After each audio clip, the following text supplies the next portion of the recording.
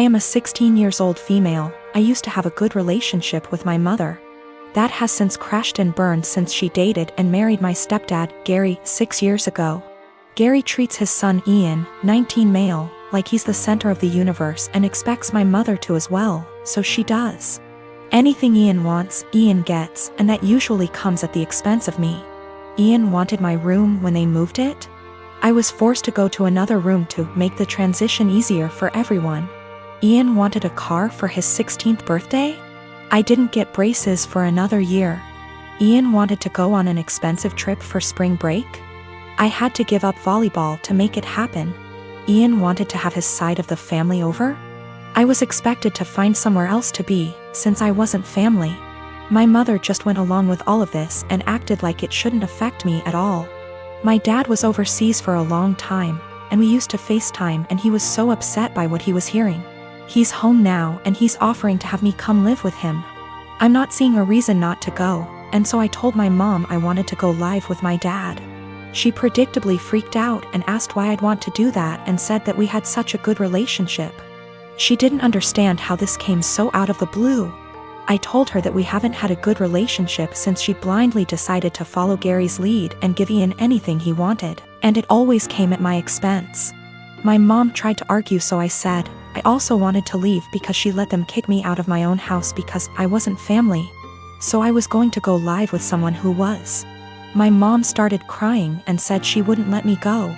So I told her that my dad was willing to go to court over it and I was old enough to be able to say where I wanted to be. She's been a crying mess since I told her, and Gary is being a jackass about how awful I'm being. He was. ING at me about how terribly I'm treating them and how I'm not thinking about them at all. I asked why should I. He never thought of me when he was taking things from me to give to his kid.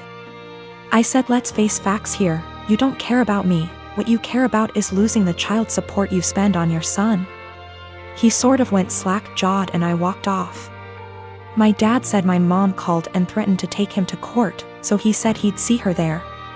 Now she's panicking because she realized he is planning on taking her to court over this. Mom and Gary of course think I'm the asshole for making things hard for everyone. But my dad and grandparents say to leave and never look back. My daughter received a bike from her uncle, my brother, on her 11th birthday. She was over the moon and excited to use it because it was on her wish list for so long. Days ago, I discovered that my husband reached out to my brother to ask for the recipient for the bike and returned it to the store, and kept the money for himself while my daughter was at school. The bike was at home.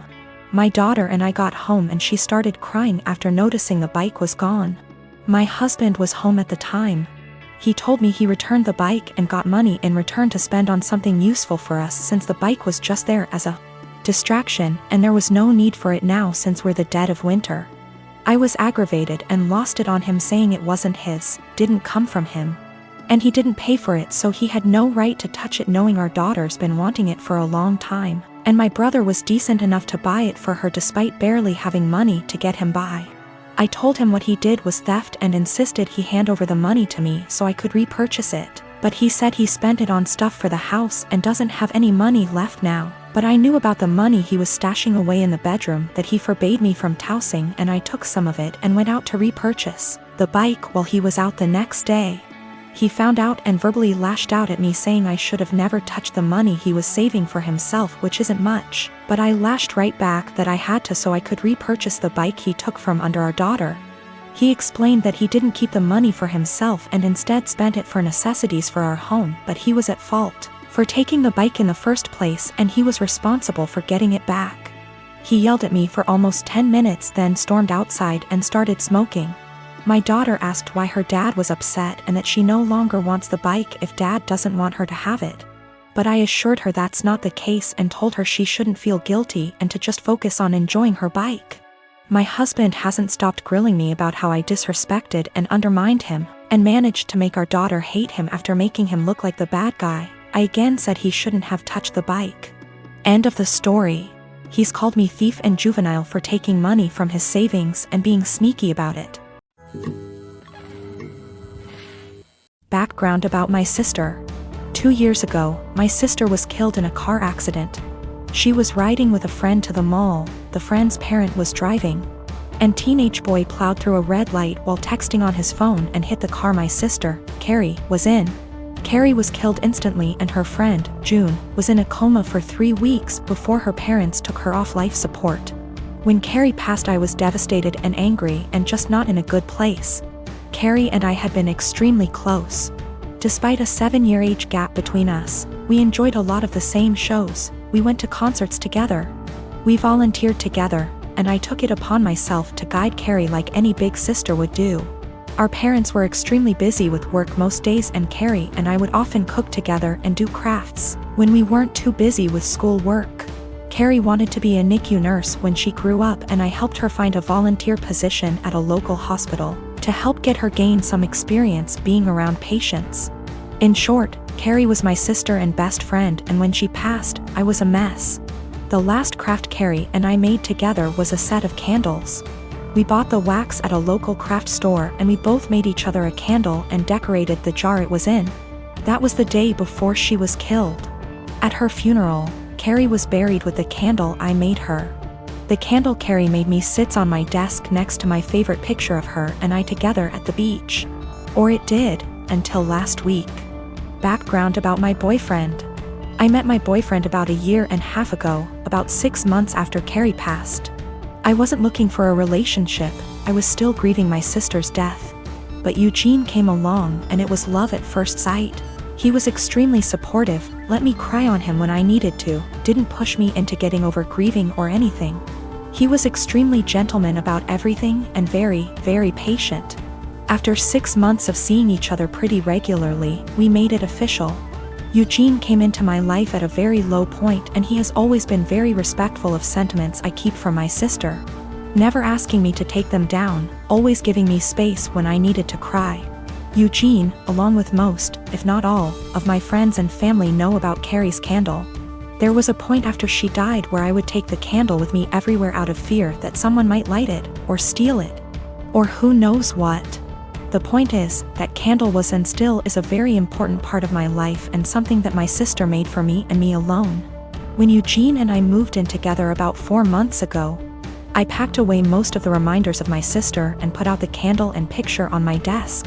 I felt that this was a huge step because when I'd lived just by myself I had pictures everywhere and a few knickknacks laying around from my sister.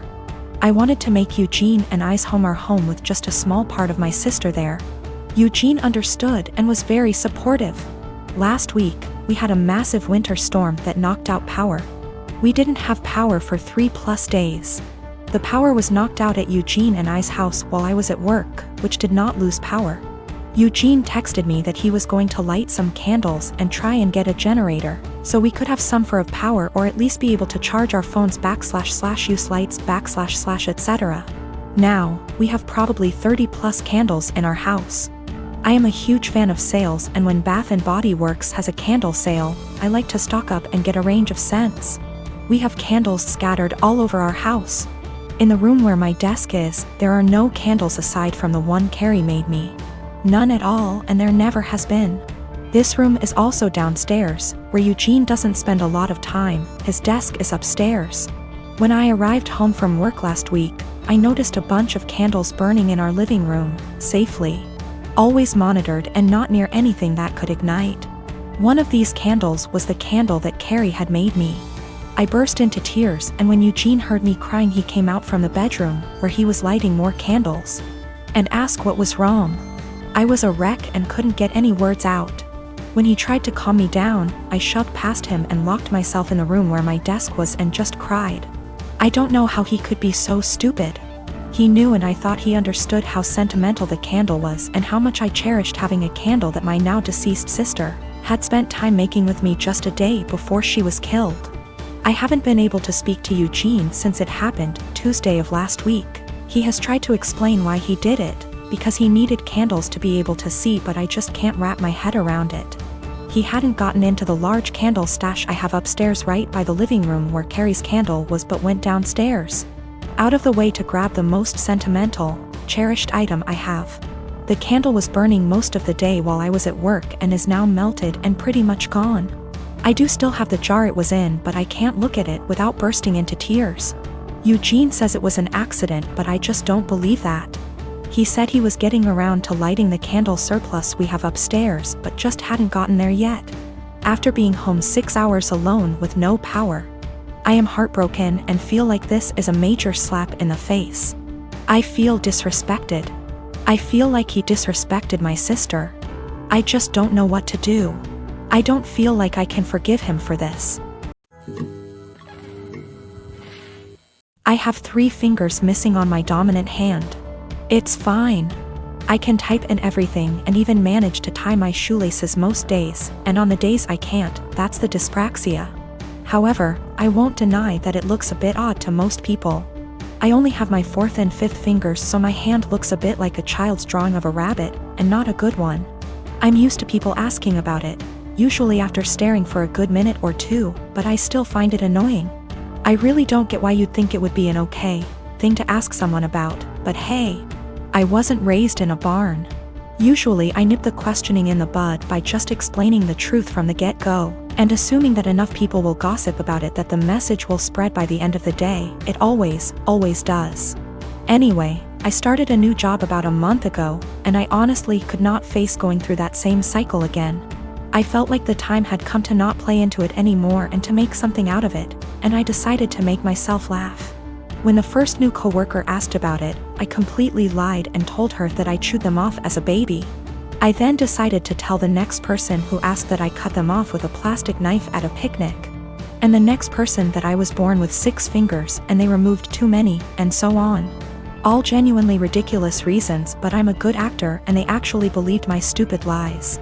I didn't expect them to, a plastic knife, through bone, but there you go. Maybe they just thought there's no way I'd lie about how I lost my fingers.